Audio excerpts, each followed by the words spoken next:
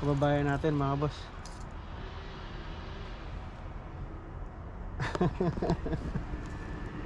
Dahil sa pangarap nila na makapunta ng Canada, talagang sumugal na sila.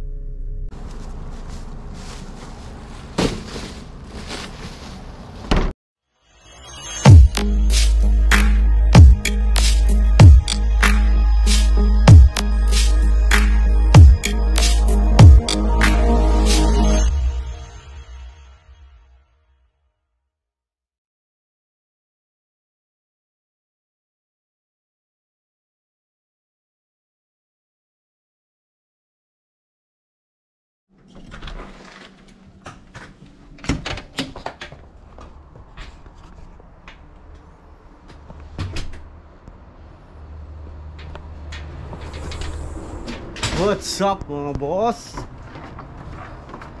Magandang araw sa inyo, magandang gabi mga boss kung nasan man kayo naroon ngayon. Nawa kayo ay safe ngayong oras na to mga boss. At ngayon po ay araw ng May Deer. Medyo malayo nga lang nandun. Ngayon po ay araw ng Miyerkules mga boss. Ako ay kukuha ng tubig mga boss. Wait lang.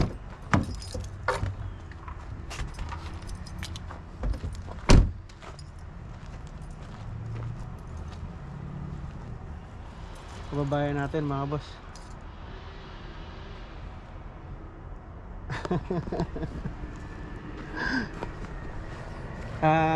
Kung di ako nagkakamali mga boss, student yun. Papasok sa kanyang part-time mga boss.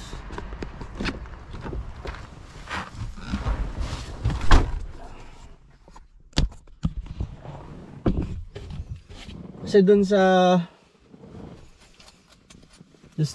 dito sa tapat namin mga boss, sa Moraes Pub,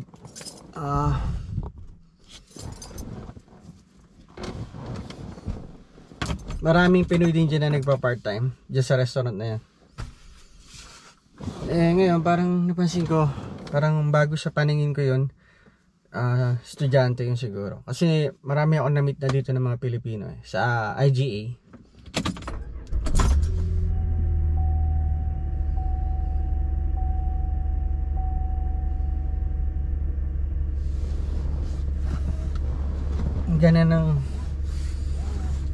Ganun ang sitwasyon mga boss. Pag ikaw ay nagpunta dito na ang gamit mo ay international student visa, allowed kang mag part-time, parang 20 hours lang ata.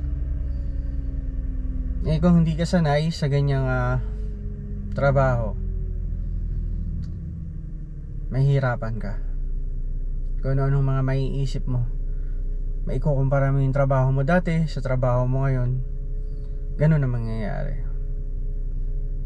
Pero siguro alam na rin nila yung magiging sitwasyon nila pagdating dito, kung ano yung mararatnan nilang trabaho habang sila ay nag-aaral. Kasi alam nila na mahal ang cost of living dito. Pero dahil sa pangarap nila na makapunta ng Canada, talagang sumugal na sila. Sabi ko nga sa inyo sa mga nakaraang vlog ko tungkol sa pag-aaral dito, talagang yung iba matupad lang yung pangarap nila makapunta ng Canada para sa magandang future nila at sa magiging pamilya nila at sa mga anak nila. Talagang gagawin ng lahat, kahit magbenta ng property, mangutang, makapunta lang ng Canada. Tapos pagdating dito, yung buhay na madadatnan nila medyo malayo sa nakasanayan nilang pamumuhay. Kung sila ay graduate ng mga college, nag-opisina sila sa Pilipinas, nagtuturo, engineer, architect, dentist, doktor. Ayan, pagdating dito, iba yung mararanasan nila. Siguro naman nakapag-adjust na sila noon at meron na silang knowledge tungkol doon sa madadatnan nila dito. Para mga boss, pasok na tayo. Na-share ko lang naman sa inyo mga boss, kasi sila mismo rin, pag nakikita kami sa IGA, mga kababayan natin, nababanggit din nila yung, siyempre Pilipino mga boss, nakakipagkwentuhan, na-share din nila yung kung ano yung trabaho nila sa Pilipinas, ganyan, at kung anong nangyayari na sa atin sa Pilipinas.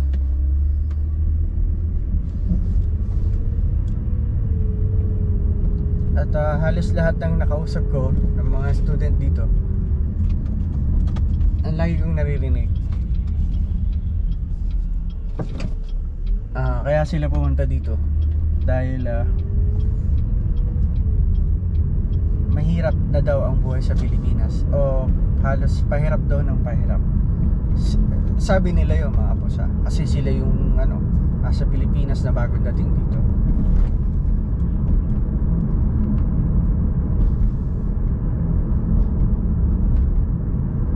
Kaya dito susubukan nila. At syempre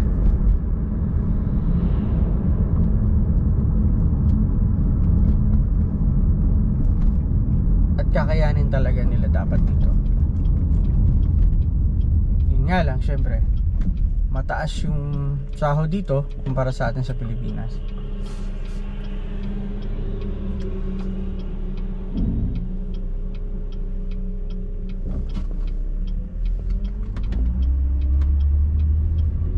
Pag ipapadala mo sa Pilipinas yung pera mo, syempre malaki yun.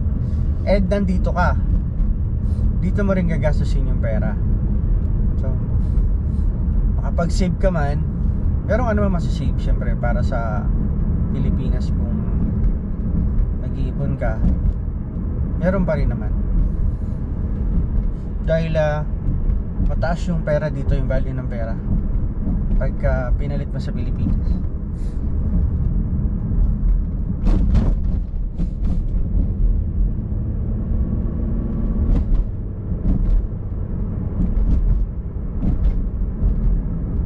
Naantok pa ako mga boss, bihira.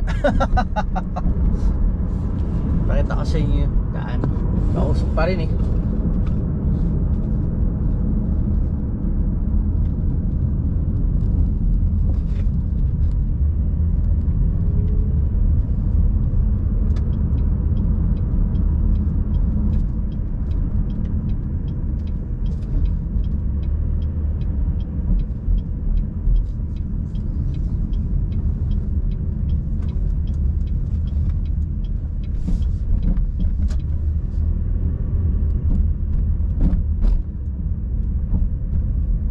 Spot, ayun meron.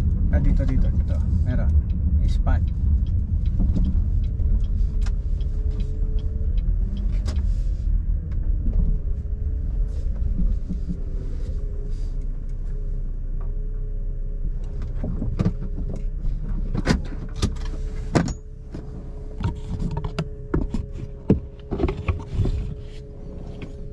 Dito na ako mga boss sa IGA.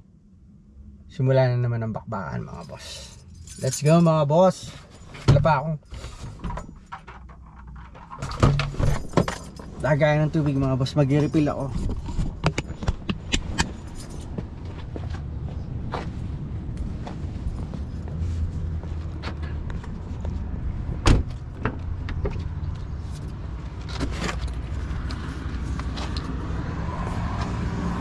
Siyempre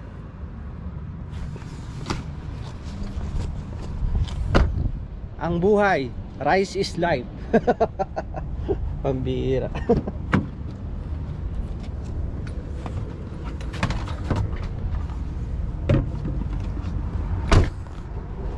Paano mga boss? Pasok muna ako, mamaya na lang ulit.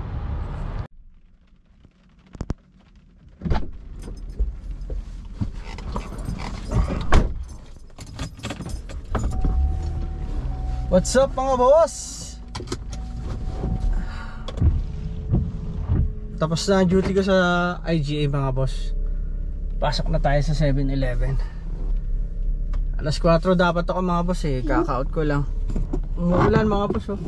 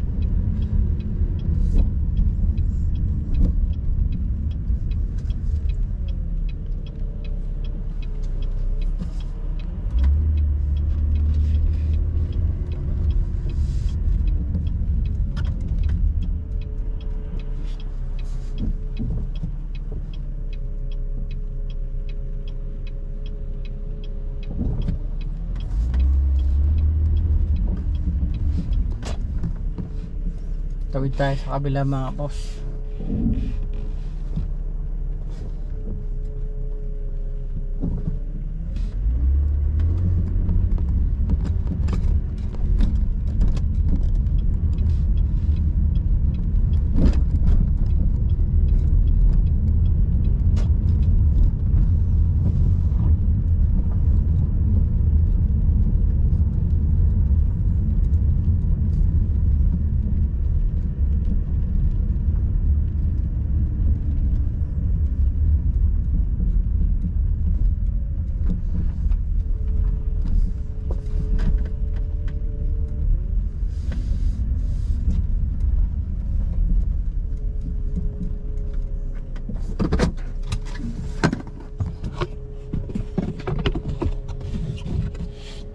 Dito na ako sa 7-Eleven mga boss.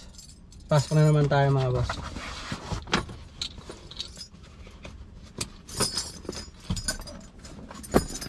Let's go mga boss.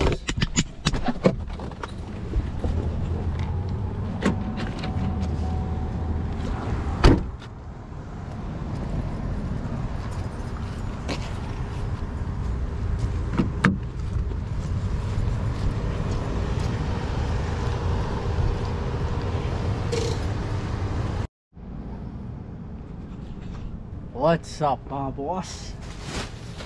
Uwi na tayo mga boss. Nabot na tayo ng gabi. Pero maliwanag pa naman mga boss.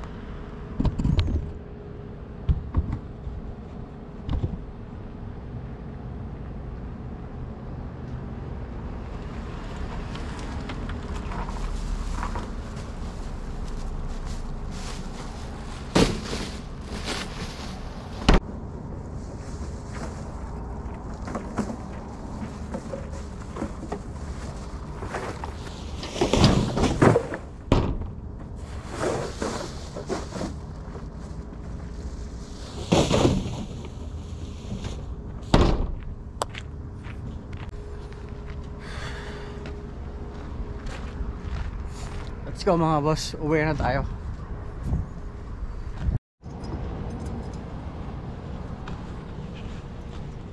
Uwi na tayo mga boss. Pagod.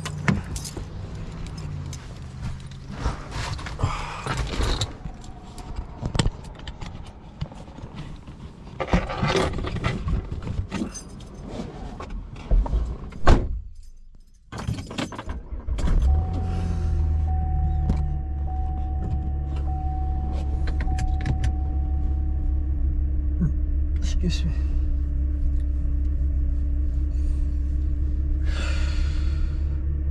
nakatapos na naman ako ng isang araw mga boss. Salamat sa Diyos.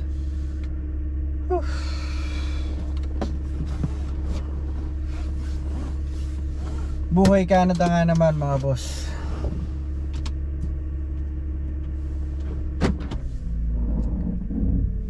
Let's go mga boss.